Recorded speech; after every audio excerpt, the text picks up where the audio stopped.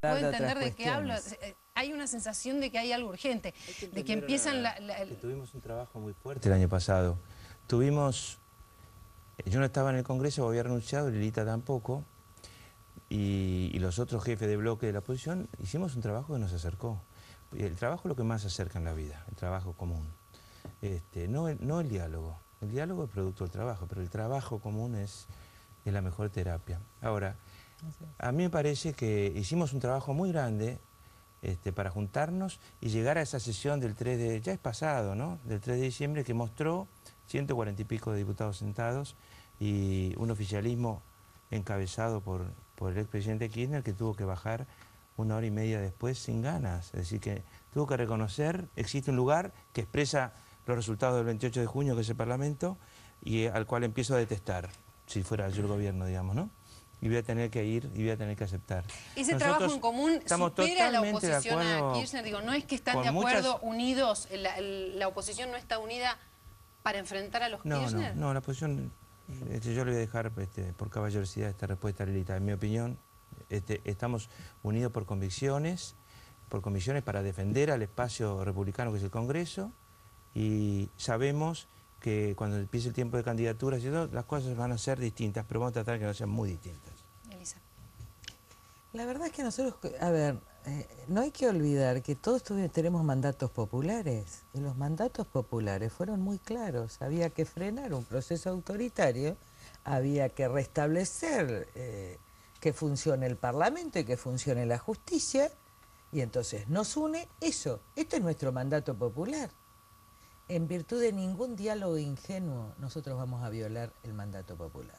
¿Qué sería un diálogo ingenuo? El que vos propones, con perdón y con todo el cariño del mundo. O sea, hablar con el gobierno sería un diálogo ingenuo. Así es. No se puede hablar con el gobierno en ninguna circunstancia. A ver, digo, si el gobierno... Hay algo que dijo Mujica que es extraordinario. Dije, miren, nosotros podemos, en el discurso que hizo a los intelectuales en campaña, nosotros podemos negociar cualquier cosa, menos la buena fe. En la buena fe somos intransigentes, porque la buena fe es lo que preside cualquier diálogo. Si vos vas a ir a la casa de un violador para tomar un café, vos sabés que te va a violar. ¿Vos vas? ¿El diálogo es imposible, como dice Elisa? Quiero terminar el razonamiento. Entonces, lo que el gobierno ha demostrado después de las elecciones, que en todos los casos el diálogo fue usado para trampear a la oposición, debilitar a la oposición, y además que el electorado que sostiene la oposición sienta que es humillado. Cuando la oposición, salvo en mi caso, digo que puede ser tomado como lo que ustedes quieran, estoy sometida a todas las críticas, digo, la oposición tuvo una actitud de diálogo varias veces. El resto de la oposición, no yo, porque de alguna manera estoy hace tantos años luchando con esto y mirando la estrategia, que la verdad es que nunca creía en los diálogos. Pero el resto de la oposición fue, ¿y cómo terminó? La última burla, la expresión de la peor mala fe que yo nunca vi en la historia política es la Asamblea Legislativa. Entonces, lo que nosotros queremos hacer es primero que funcione la Constitución, y en esto está toda la oposición de acuerdo, y además el 80% de la gente que salió en esa encuesta. El 80% de la gente quiere que la cuestión de las reservas se trate en el Congreso. ¿Por qué razón? Porque ahí eligió a sus representantes. ¿Está de acuerdo con lo que dijo Elisa Carrió? ¿No hay posibilidad de diálogo con el gobierno? En relación a la palabra diálogo, ¿no hay posibilidad de hablar en ninguna circunstancia?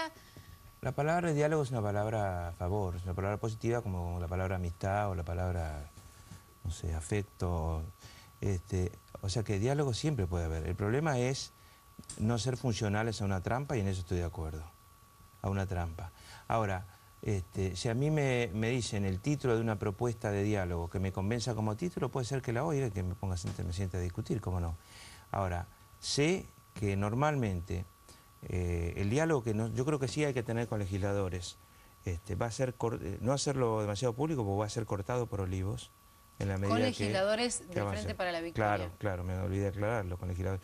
Lo puedo tener. Es bueno tenerlo, hay 116 legisladores, pero sé que lo voy a hacer de manera personal, no representando a mi bloque, no con formalidades. No hay nada peor, del ridículo no se vuelve, que formalizar un diálogo que es negado después rotundamente por un llamado de teléfono. Eso no se puede hacer.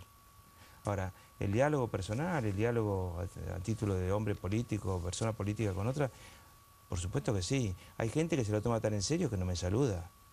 Y sobre todo la gente que a uno lo traicionó. No hay posibilidad de acuerdo, la gente que a uno lo traicionó es la que le retira el saludo, he comprobado en la vida. Primero, el que te traiciona en política te retira el saludo por haberte traicionado. Sí.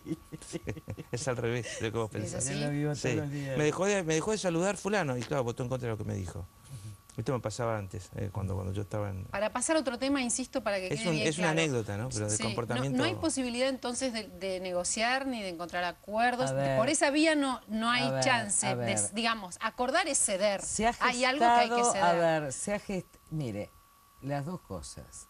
Se está gestando un gran diálogo dentro de la oposición y se ha gestado un diálogo impensable. Y seguramente vamos a dialogar con el oficialismo si el oficialismo en realidad quiere sinceramente el diálogo, lo cual yo no creo porque el miércoles Kirchner va a redoblar la apuesta, sino va a hablar como la abuela de Caperucita para la embestida final. Pero de todas maneras yo creo que yo no voy a hablar con ningún miembro kirchnerista, nosotros tenemos lo otro. Ni con ningún legislador como propone Solá. No, del oficialismo no. Nosotros vamos a mantener esta distancia clara porque la verdad es que después ellos te entrampan. Te entrampa Kirchner, los entrampa a ellos y entrampa a la oposición y la ensucia. Lo segundo, mire, nosotros juramos defender la Constitución. Entonces, nosotros no podemos ceder la Constitución. Yo no vi ningún país civilizado del mundo que alguien le pregunte, ¿usted puede ceder el cumplimiento de la Constitución? Eso no se cede. La Constitución se cumple. La ley se obedece. Y nosotros, mira que yo soy creyente de misa diaria, de Santísimo y todo, solo juré respetar la Constitución. Y la voy a respetar. Esto no se discute. Que esto tiene que ser tratado con el Parlamento. En el seno del Parlamento se discute todo. Respetando la justicia se discute todo. Pero la Constitución se respeta. Ahora, mientras tanto, hay como dos posiciones antagónicas, ¿no? Porque esto es lo que sucede, por ejemplo, en relación a la deuda. Florencio Randazzo hace un ratito habló y dijo que el pago de la deuda, lo quiero leer, así no me equivoco en nada y lo escuchan textual, es innegociable porque si el gobierno o el país se ahorra $1.000 millones en intereses y que no se va a negociar y que esto es absolutamente cerrado. Mientras tanto, la oposición ha dicho que toma medidas contra eso. ¿Querés que te diga cómo es el pago de la deuda del 2010? En teoría, el gobierno tiene que pagar 7.500 millones de dólares a organismos internacionales, que está habilitado para pagarlo sin decreto, sacó un decreto al cohete. Lo puede hacer porque desde el 2005 tiene una ley que le permite que el Banco Central le pague a organismos internacionales. Son 2.000 y pico de millones, 2.100. Y después tiene que pagar vencimiento de bonos emitidos por el gobierno, por 4.000 y pico de millones. Pero en la práctica no tiene que pagar 7.000 y pico. En la práctica tiene que pagar 2.400. ¿Sabes por qué?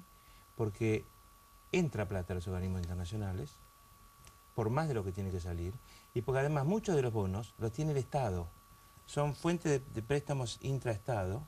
Entonces hay 5.100 de los 7.500, para no decir macana, 5.100 millones refinanciados seguro. No necesita plata ni del Fondo del Bicentenario ni de otro lado. Entonces, ¿cuánto tiene que pagar? 2.400 millones de dólares seguro netos. Pero el fondo es por 6.500.